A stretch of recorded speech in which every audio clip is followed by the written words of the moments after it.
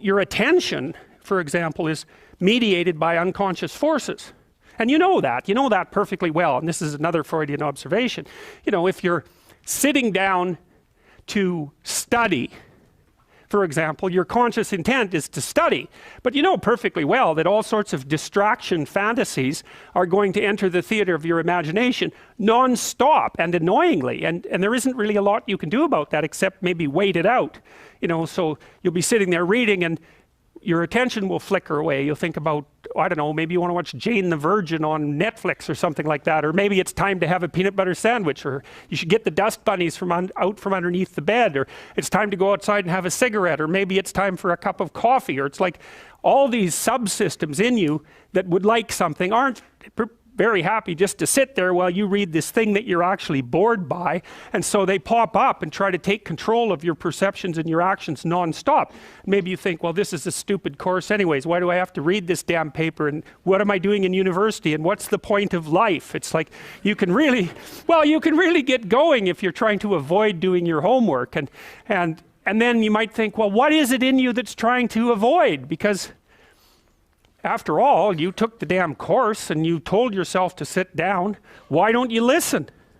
Well, because you're a mess. That's basically why. You haven't got control over yourself at all. And no more than I have control over this laptop. Okay, so there's the memory function of the unconscious, and there's the dissolutive function. That's an interesting one. The unconscious contains habits, once voluntary, now automatized, and dissociated elements of the personality, which may lead a parasitic existence. That's an interesting one. I would relate that more to procedural memory. You know, so what you've done is practice certain habits, whatever they might be, let's call them bad habits, and you like those things to get under control, but you can't. So maybe when you're speaking, for example, you use like and you know, and you say a lot, and you've practiced that, so you're really good at it, and you'd like to stop it, but you don't get to, because you've built that little machine right into your being, right? It's neurologically wired, and it's not under conscious control, and anything you practice becomes that. It becomes part of you, and that's another element of the unconscious, a different part. And then there's a creative part, which is that, well, you know, you're sitting around and maybe you're trying to write something, or maybe you want to produce a piece of art or a piece of music, or maybe you're just laying in bed dreaming and you have all these weird ideas, and especially in dreams, it's like, where do those things come from? And even more strange, one of the things that's really weird about dreams, and almost impossibly weird, is that you're an observer in the dream. It's like a dream is something that happens to you. Well, you're dreaming it, theoretically, so how is it that you can be an observer? It's almost like you're watching a video game or a movie, but you're producing it, at least in principle, although the psychoanalysts would say, well, no, not exactly. Your ego isn't producing it, your unconscious is producing it. It's a different thing. It's a different thing, and of course Jung would say, well, it's deeper than that. The collective unconscious might be producing it. It's in some sense, it isn't you exactly, or it isn't the you that you think of when you think of you. And that's the ego from the Freudian perspective, the you that you identify with, that's the ego. And outside of that is the unconscious. The id, that's more the place of impulses, and you could think about those as the biological subsystems that can derail your thinking, right? And that govern things like hunger and sex and aggression and your basic instincts is another way of putting it.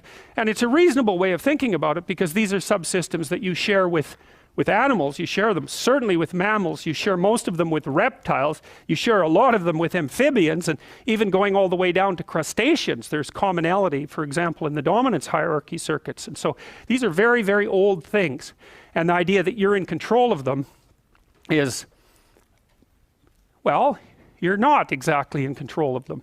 And I would say the less integrated you are, the less you're in control of them, and the more they're in control of you. And that can get really out of hand, you know. You can be, like with people who have obsessive compulsive disorder, for example, which seems to be, I would say, the dissolutive elements in some sense of the unconscious, the way that it's portrayed here. Poor people with obsessive compulsive disorder, they can spend half their time doing things that they can't really control, and they have very strong impulses to do them, and it's very hard on them to block them, you know. They'll almost panic if those things are blocked. And then you have people with Tourette's syndrome, you know, that they'll be doing all sorts of weird dances and spouting off obscenities, and and imitating people without being able to control it, and sometimes a little bit of antipsychotic medication can dampen that down, but it's as if there are these autonomous semi-spirits inside of them that grip control over their behavior and make them do things. And you know, you find that to some degree in your own life, because maybe you've become very attracted to someone, even maybe you don't want to be attracted to the person, and then you find yourself, you know, texting them when you know perfectly well that you should be going to bed, and you know, you're in a grip of something, and you can't control it, and that's all part of the unconscious and all part of what Freud was studying.